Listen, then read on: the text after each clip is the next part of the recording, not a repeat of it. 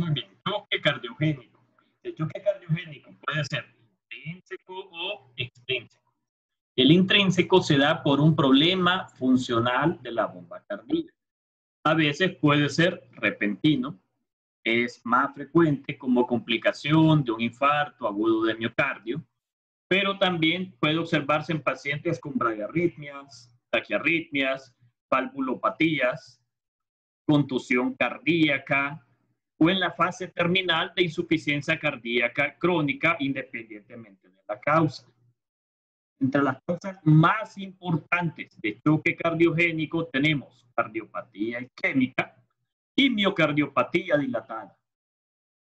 Los pacientes tienen bajo gasto cardíaco, disminuye la perfusión periférica, hay congestión pulmonar y elevación de la resistencia vascular sistémica y de las presiones vasculares pulmonares.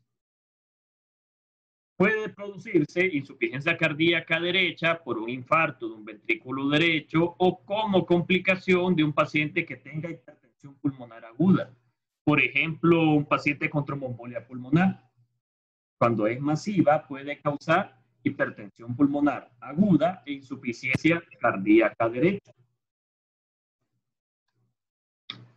La disfunción del miocardio me va a causar problemas en la sístole porque pierde la capacidad de contraerse.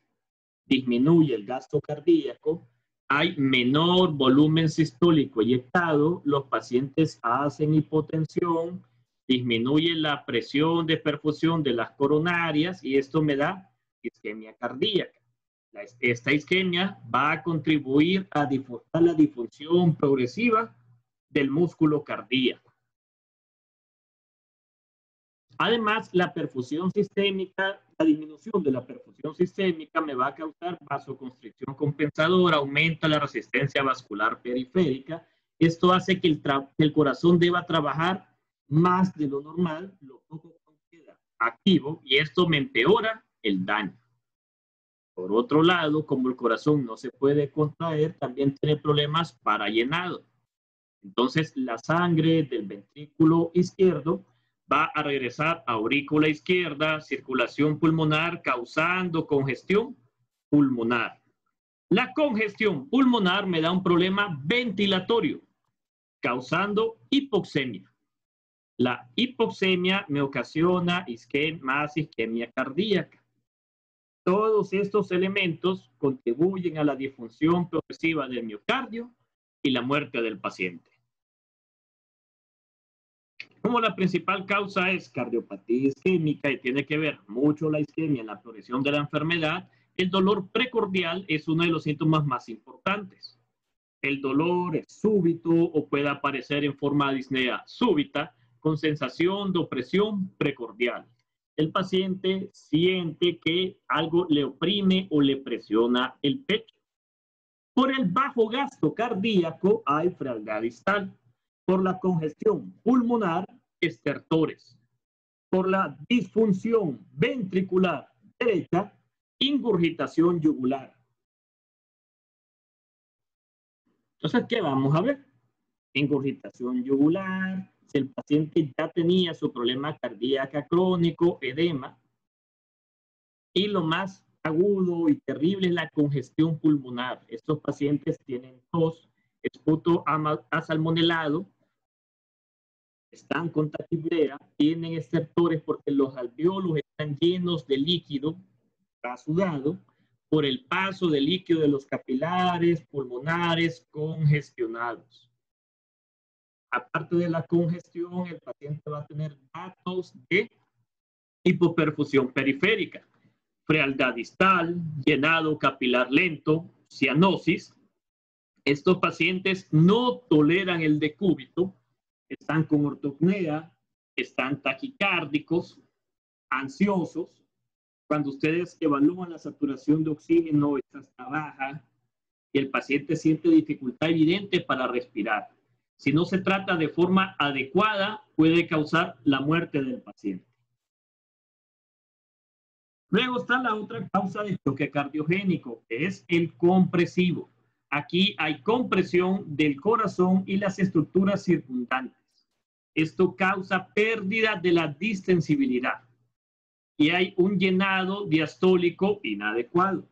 Un ejemplo puede ser por sangre o líquido que es en pericardio. Eso me ocasiona el taponamiento cardíaco, donde el corazón no se puede contraer y lentamente es aprisionado por sangre o líquido proveniente de pericardio. Igual, cualquier factor que incremente la presión intratorácica, como el neumotórax a tensión, la herniación de vísceras abdominales por una hernia diafragmática o el exceso de ventilación a presión positiva para apoyar la función pulmonar, que estos son los pacientes que están en ventilación mecánica, puede causar choque cardiogénico compresivo y disminuye el retorno venoso. Entonces, choque cardiogénico compresivo, el corazón está sano. El problema es que hay estructuras externas, que puede ser pericardio, o neumotórax a tensión, o derrame pleural del 100%, o que el paciente tenga hernias abdominales, hernias diafragmáticas. Todo lo que aumente la presión positiva intratorácica disminuye el retorno venoso y me causa compresión del músculo cardíaco. El choque neurógeno aparece sin pérdida de volumen. Este es un tipo de choque redistributivo porque hay vasodilatación. Los pacientes tienen cantidad normal de sangre, pero no puede llenar el sistema circulatorio porque hay vasodilatación sistémica. Una de las causas más importantes es la pérdida súbita del tono vasomotor, lo que da a dilatación masiva de venas y arterias. Aquí, a diferencia de los otros tipos de choque, las extremidades están calientes. Ya vimos que el choque hipovolémico y cardiogénico están frías.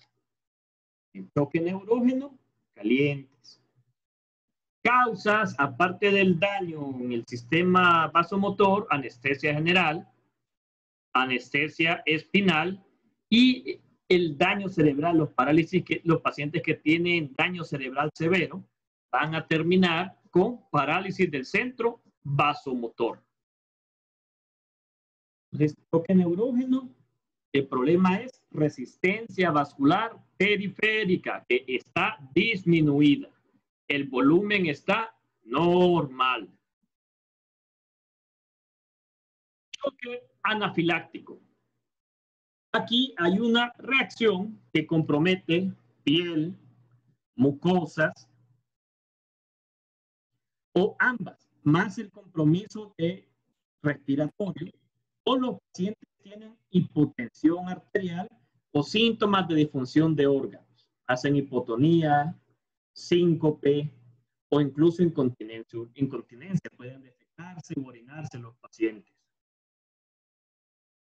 Esto se debe a una reacción antígeno-anticuerpo.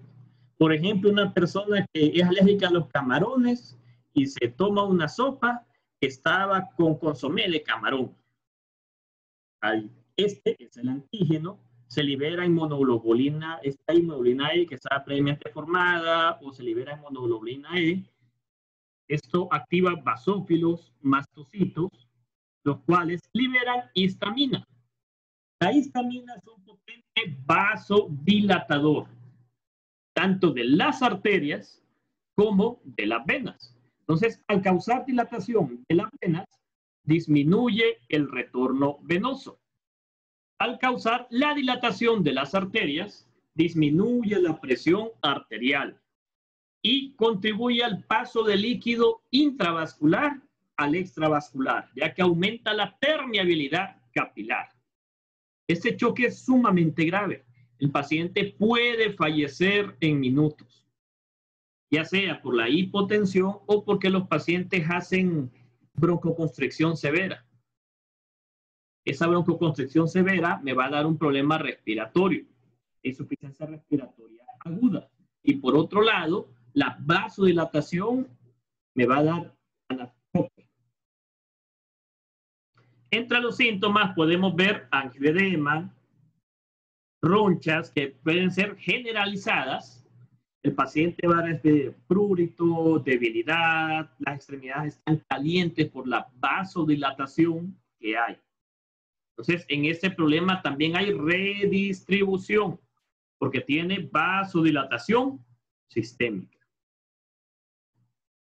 Los pacientes pueden haber dolor abdominal, pueden estar aprensivos, se sienten mal, puede haber sensación de calor o quemazón en piel, prurito, urticaria, tos, asfixia, sibilancias por la broncoconstricción, opresión torácica y dificultad para respirar. Ustedes ven esto, un paciente consumió algo o tuvo contacto por vía aérea, por ejemplo, con polvo, con polen. Hay pacientes que pueden tener reacciones así de severas. O con medicamento, que es bien frecuente. Un paciente resulta alérgico a algún antibiótico, no sabía, se toma el antibiótico por vía oral o se administra por vía parenteral y puede hacer estas reacciones.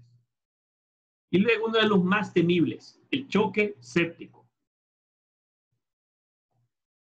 El choque séptico es la respuesta generalizada a un paciente con una infección grave.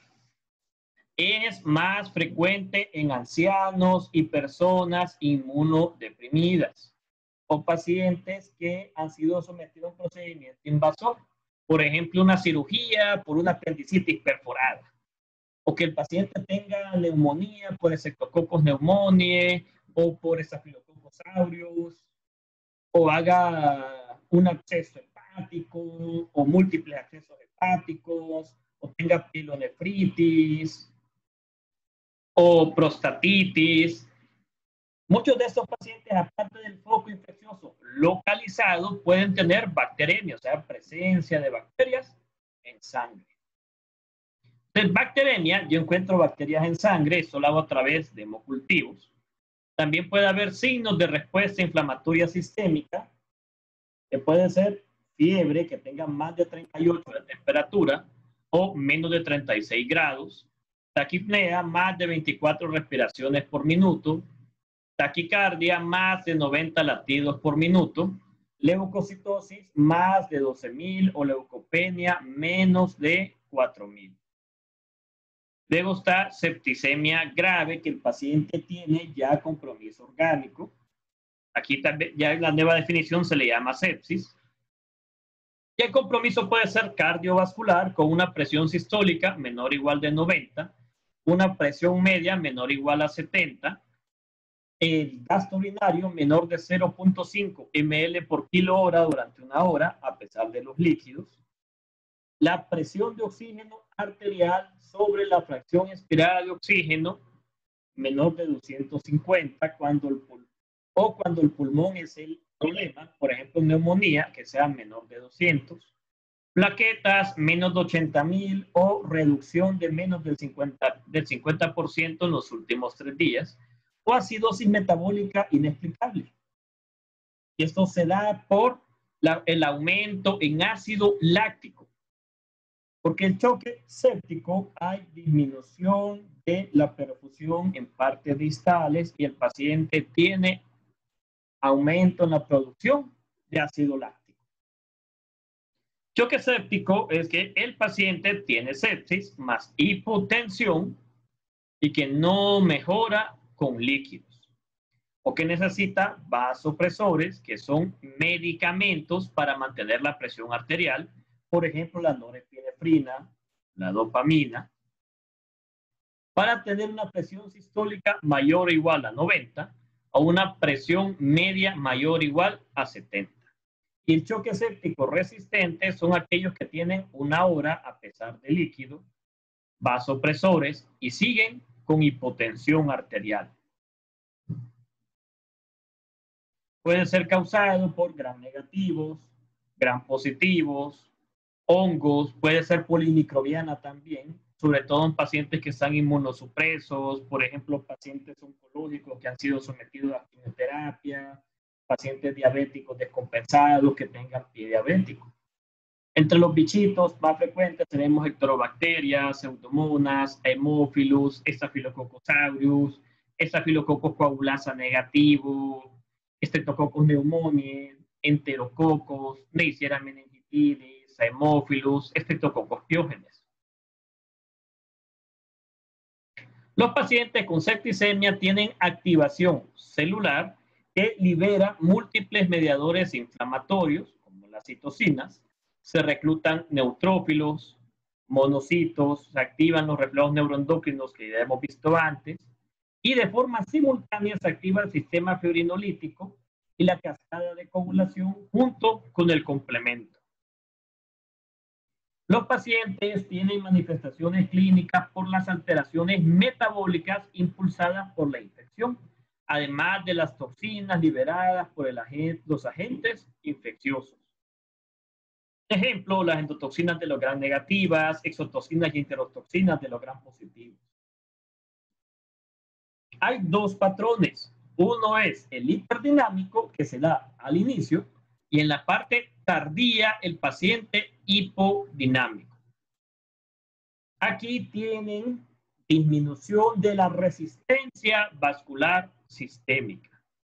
Hay hipovolemia secundaria, porque uno, hay dilatación arterial y venosa, y dos, por el daño vascular, hay síndrome de fuga capilar, pasa plasma del espacio intravascular hacia el espacio intersticial. La fase hiperdinámica, el paciente está taquicárdico. El gasto cardíaco está todavía normal o incluso aumentado. Pero la resistencia vascular periférica está disminuida. La resistencia vascular pulmonar aumentada. Las extremidades están calientes. Hay vasoconstricción esplácnica. Entonces disminuye el flujo sanguíneo visceral. La capacitancia venosa está elevada, o sea que hay venodilatación. Esto disminuye el retorno venoso. Un hecho clave en choque séptico es la disminución de la contractibilidad cardíaca por mediadores como los radicales libres de óxido nítrico, interleucina 1, factor de necrosis tumoral. Y estos mediadores inflamatorios contribuyen al aumento de la permeabilidad capilar y pérdida de volumen intravascular. Conforme va progresando la septicemia, ya hay vasoconstricción, pero por la depresión del músculo cardíaco, el gasto cardíaco disminuye. La frecuencia respiratoria aumenta, el paciente está febril, sudoroso, ya se ve la cara algo hinchada, extremidades frías, puede haber cianosis en partes distales por la misma homeostasis sanguínea que hay. Ya en la fase hipodinámica comienza la disfunción de órganos. Hay oliguria, insuficiencia renal, hipotermia, y los niveles de ácido láctico o de lactato están elevados. Los pacientes tienen fiebre alta, vasodilatación en todo el cuerpo, sobre todo en los tejidos infectados. Por ejemplo, si es pie diabético, si es una celulitis, la extremidad va a estar caliente. Si es un absceso abdominal, va a haber bastante dolor en abdomen. Si el paciente tiene un absceso de pared abdominal, la zona va a estar afectada. Si es un absceso submandibular, va a tener las mandíbulas edematizadas, calientes, dolorosas. Hay alto gasto cardíaco en la fase hiperdinámica, con vasodilatación arterial, aumenta el metabolismo y hay liberación de toxinas, que estas toxinas son pirógenos exógenos. Estos pirógenos exógenos me van a alterar el termostato hipotalámico, causando fiebre, y la fiebre más las toxinas aumentan el metabolismo. En las partes distales hay estasis sanguínea. Los eritrocitos se aglutinan, se activa de forma simultánea la cascada de coagulación y sistema fibrinolítico. y los pacientes desarrollan coagulación intravascular diseminada. Las plaquetas disminuyen. Los factores de coagulación disminuyen y se liberan productos de degradación de fibrina. Entonces estos pacientes comienzan a sangrar por diferentes puntos. Incluso puede haber sangrado gastrointestinal y los pacientes hacen sangrado digestivo alto o sangrado digestivo bajo. Estos pacientes se pueden complicar, uno con lesión pulmonar, insuficiencia renal aguda, el riñón recibe el 20% del gasto cardíaco, que es de lo que trata de compensar. Si no se corrige el choque, va a sufrir daño. Las úlceras gastrointestinales se dan por dos situaciones. Uno, vasoconstricción esplácnica, entonces disminuye la perfusión gastrointestinal. Y dos, aumenta la secreción de ácido clorhídrico. Entonces tengo menos perfusión gastrointestinal, más niveles de ácido clorhídrico y eso ocasiona úlceras. La activación simultánea de la cascada de coagulación y el sistema fibrinolítico, ambos por el daño endotelial que tienen estos pacientes, desarrollan coagulación intravascular diseminada. Van a tener plaquetas bajas, fibrinógeno bajo, tiempos de coagulación prolongados, productos de degradación de fibrina, como el dímero D, elevados. Entonces, todo paciente con choque séptico o que tenga plaquetas bajas, fibrinógeno bajo y productos de degradación de fibrina elevados, como dímero D, y tiempos de coagulación prolongado, está haciendo coagulación intravascular diseminada.